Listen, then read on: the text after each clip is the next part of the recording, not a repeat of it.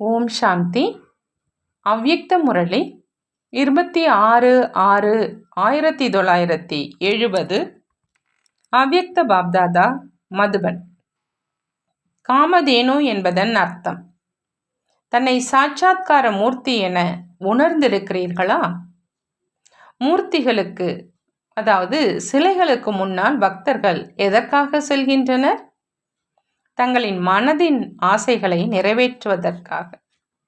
எந்த ஓர் ஆத்மாவிடமும் எந்த விதமான ஆசை இருந்தாலும் அதை பூர்த்தி செய்ய முடியும் என்று அந்த மாதிரி சாட்சாத்கார மூர்த்தியாக ஆகி இருக்கிறீர்களா? அற்ப காலத்தின் ஆசைகள் அல்ல, சதா காலத்தின் ஆசைகளை நிறைவேற்ற முடியுமா? காமதேனு என்று மாதாக்கள் சொல்லப்படுகின்றனர் இல்லையா? காமதேனு என்பதன் அர்த்தமே அனைவருடைய ஆசைகளை நிறைவேற்றுபவர். யாருக்கு தங்களின் ஆசைகள் அனைத்தும் முடிவடைந்திருக்குமோ அவர்கள்தான் மற்றவர்களுடைய ஆசைகளையும் நிறைவேற்ற முடியும். சதா இதே லட்சியம் வையுங்கள். அதாவது நாம் அனைவருடைய ஆசைகளை நிறைவேற்றக்கூடிய மூர்த்தியாக வேண்டும்.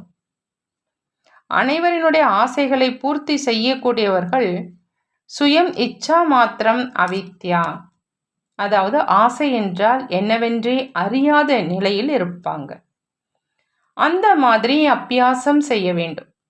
பிராப்தி சொரூபம் ஆவதால் மற்றவர்களுக்கு பிராப்தி செய்விக்க முடியும்.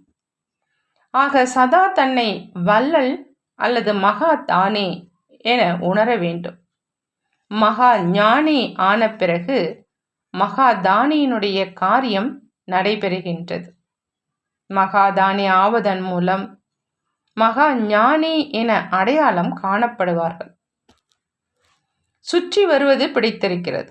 யாருக்கு சுற்றி வரக்கூடிய பழக்கம் உள்ளதோ அவர்கள் சதா சுற்றி வருவார்கள். இங்கும் அது போலத்தான். எவ்வளவு சுயம் சுற்றி வருவார்களோ அவ்வளவு மற்றவர்களையும் புத்தி யோகத்தின் மூலம் சுற்றி வர செய்வார்கள். உங்கள் மூலமாக சாட்சாத்காரம் ஏற்பட வேண்டும்.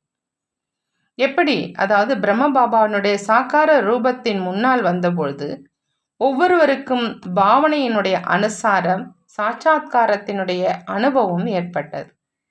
அதே மாதிரி உங்கள் மூலமாகவும் வினாடிக்கு வினாடி அனுபவம் அல்லது சாட்சாத்காரமாகும்.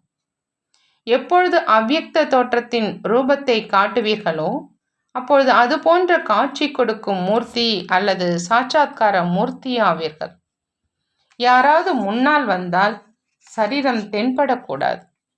ஆனால் சூட்சும வதனத்தில் பிரகாசமய ரூபம் காணப்பட வேண்டும். வெறும் நெற்றியினுடைய ஒளி மட்டுமல்ல, ஆனால் சரீரம் முழுவதிலிருந்தும் ஒளியினுடைய சாட்சாத்காரமாகும். எப்பொழுது உங்களை ஒளியே ஒளியாக பார்ப்பார்களோ அப்பொழுது தாங்களும் ஒளி ரூபம் ஆகிவிடுவார்கள். நல்லது. ஓம் சாந்தி. நன்றி பாபா, நன்றி.